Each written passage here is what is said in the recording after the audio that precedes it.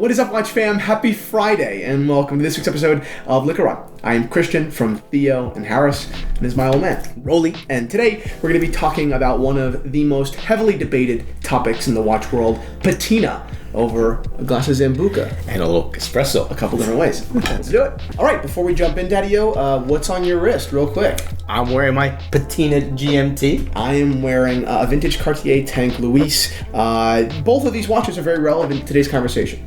Okay, we've got on the table here our Universal Genève Pole Router, a classic Gerald Genta design.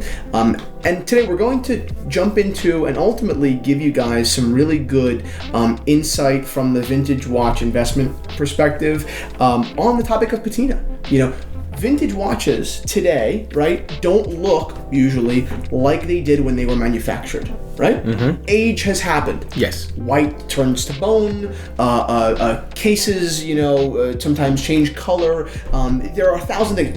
Bezels fade. Things change in watches, and ultimately the question is, for the better or for the worse? So today, we're going to help you figure out what the difference is. But Dad, we've got some Sambuca here, so let's thank, first of all, who gave it to us. Oh, Angelo and Simona from Patina. Our cousins from Italy, right outside Rome, about 40 minutes. We couldn't be more grateful. We spent a week with them, right? Yes, we spent the week with them and the family, had a wonderful time. They had such wonderful hospitality. Yeah. And they surprised us with this bottle of Sambuca. Beautiful bottle of Sambuca. And they said, for Liquoron.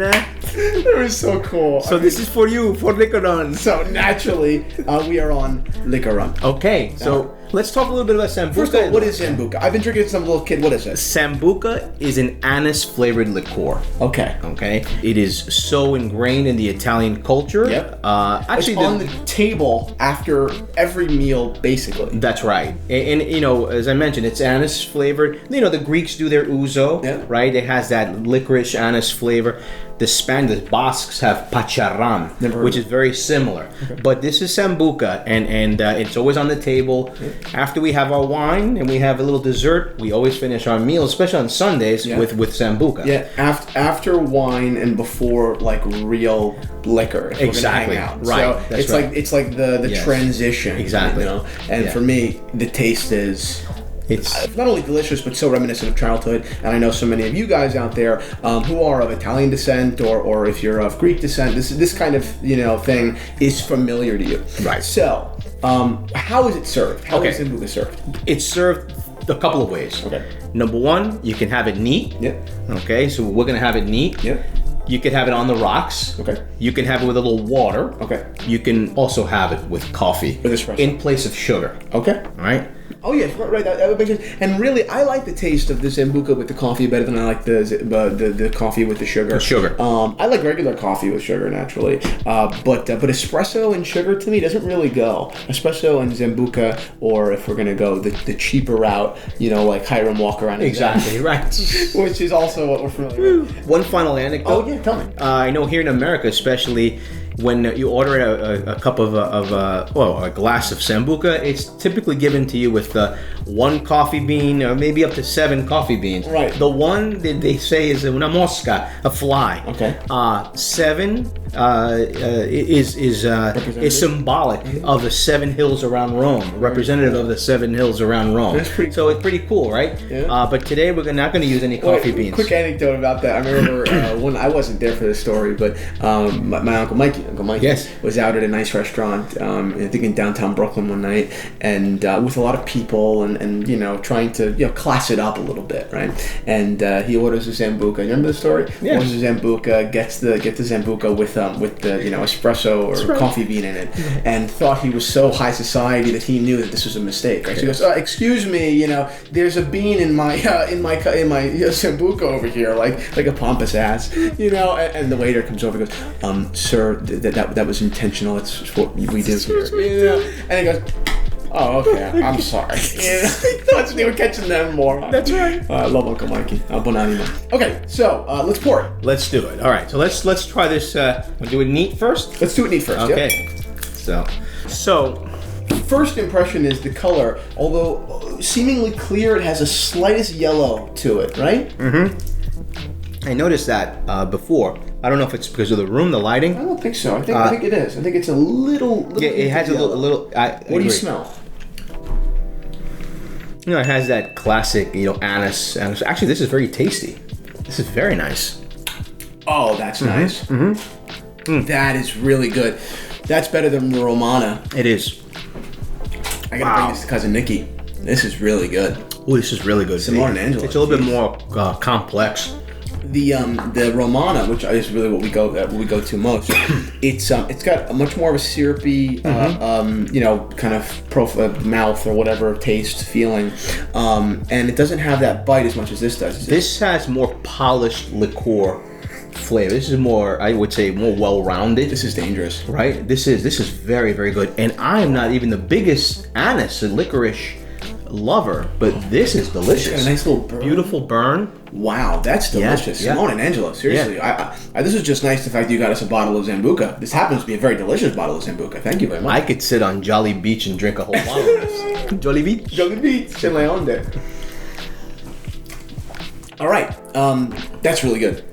So before let's keep drinking this. Yes. And before we jump into the Sambuca with the espresso, let's talk a little bit about this. Let's talk about this. Mm-hmm. Okay. So let's recap what we said already, just a little bit. Mm-hmm. Patina is aging, right? You see it on copper homes, right? The copper, patinates. Yes. Right? It turns green on anything. The Statue of Liberty is now green. Things change with age. Why? Because of weather and elements. Typically with watches, although there are a couple different kinds and a couple different reasons, you get exposure to a lot of sun, and the sun can kind of bleach or color change a defective paint. Yes. But sometimes that defect leads to a really beautiful outcome and a one-of-a-kind outcome. Yes. So those are two really, really important things here, okay? So there are two ways this can go. Unattractive and attractive. Okay, we have three examples here of what I view as positive patina, right? An asset to a watch. And let's start with yours. That's a Pepsi GMT. Right. Right? You got this in 2004? 2005. 2005. Yeah. Do you like the color? Because obviously when it was given to you, this was red. This pink was red. My first instinct was that, something's wrong with my watch. It needs to be replaced. It needs to be replaced. Right. You were the one who said, you know what, Dad, you may not want to change that bezel and hold on to it. Right. Well, I think it's the best decision I never made. Right. Because it has continued to patina. Yeah.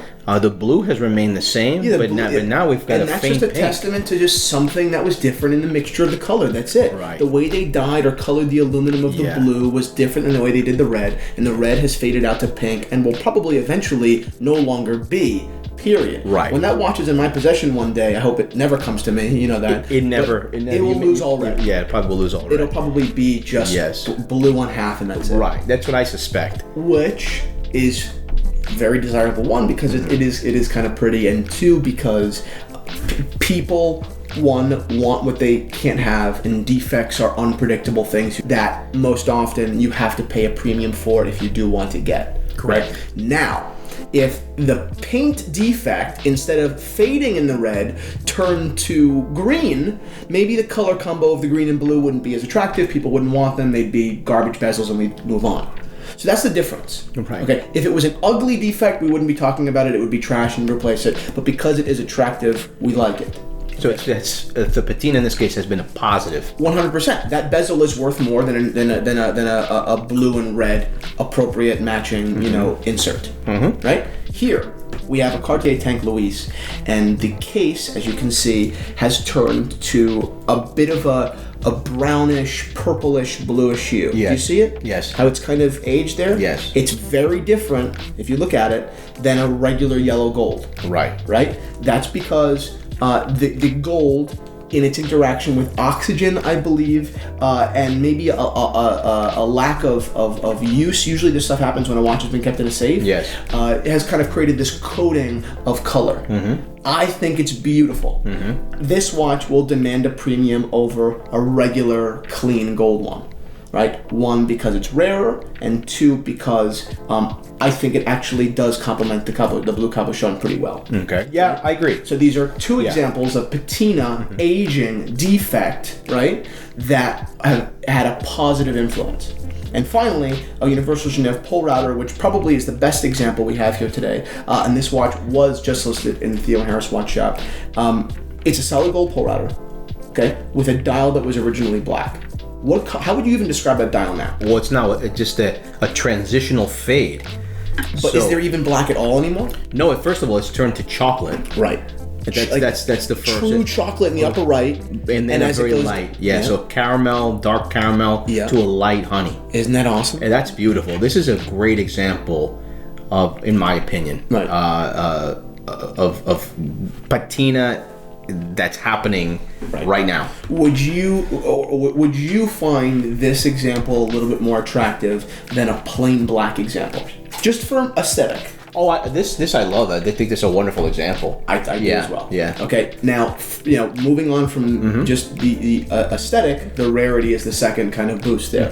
One, it may be prettier, arguably. Two, it is rarer, so people will, pay more for these because they are more desirable. Correct. Look at very extreme examples, and Paul Newman Daytonas, Breguet Type 20s, vintage watches, can demand exponential increase in value, right? Paul Newman Daytonas, there was a period, they're still very hot, where with the addition of patinated subdials could demand 200 grand or 300 grand. Now, is that excessive?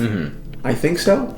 Okay, but it's impossible to ignore the beauty in the contrast between a cream white dial with brown subdials and a black bezel. There's just complexity and depth there, that I think is quite beautiful. All right, so you've given some examples of patina that enhances a watch, the appearance of a watch, and its value. Yep. But let's not forget that there's the other side too, where patina has a negative effect, and it's more, can no longer call it patina, it's probably more corrosion. It's damage. Right, it's damage. Right. And if you want to get technical, all patina is damage, all patina is corrosion. But there's negative. Right. Which is probably even more common. You get those kind of moldy, kind of crusty, old-looking watches. Right. Watches that are green as opposed to brown. Yes. In their color. And that's something that you don't want. Right. Right. Is it, is beauty in the eye of the beholder? Is a brown caramel patina intrinsically more beautiful than a green mold? I don't know. I don't think so. But that's what we appreciate. That's, to me, what is so obviously prettier. Yeah. Right? Yeah. So that's what influences the market's desire of them. Yeah. Right? I'm an enormous patina fan. I love patina. I love things that look old and worn. I opened up a vintage watch shop. This makes sense. Right? And I know a lot of people hate it. A lot of people, it's damage, it's trash, blah, blah, blah. And that's cool. Good for you guys. But I'm talking to everyone out there that wants to understand the difference and understand how to buy, right? You can't just whine and pout, that, that's damage, that's stupid, have a closed mind, and then complain when you don't understand why people, pay different things for things. Yeah. Pay different amounts. Right. It's a fairly simple conversation. Boiled down to it, if it's pretty, it's worth more, and if it's ugly, it's worth less. And no impact to the functionality of the watch, right? Mechanically. Of course. If there's an impact to the functionality of the watch, it's worth less, maybe worthless. Right. And that's a whole other issue. Yeah. A watch with patina, absolutely is a flag. Well, was there water damage? Yes. Was water in the movement? And if it was, then that's a problem, and maybe you should stay away from the watch no matter how pretty it is. Yes. But in our case, when all these watches are totally overhauled and serviced and guaranteed, to me, patina is a massive asset. Yeah. And if you disagree, that is perfectly fine. That's just how you buy. But you can't deny what the market thinks of patina. That's right. So let's pour ourselves a glass of espresso. All right, so let's and that's it. Do a little espresso here. Piping hot, love it. Now we'll try this Sambuca. I'm gonna call it Cola Singari or Cola Singari. I think it's Cola Singari. Cola Singari. Cola Singari. So delicious. My Italian friends out there, please feel free to correct us. Salute to you guys. Grazie, Simona, Angelo, for this lovely bottle. We're going to enjoy it for several more episodes or several more dinners. Salute to everyone out there watching. Hope you enjoyed this week's Liquor Run. And that's it. See you on Monday.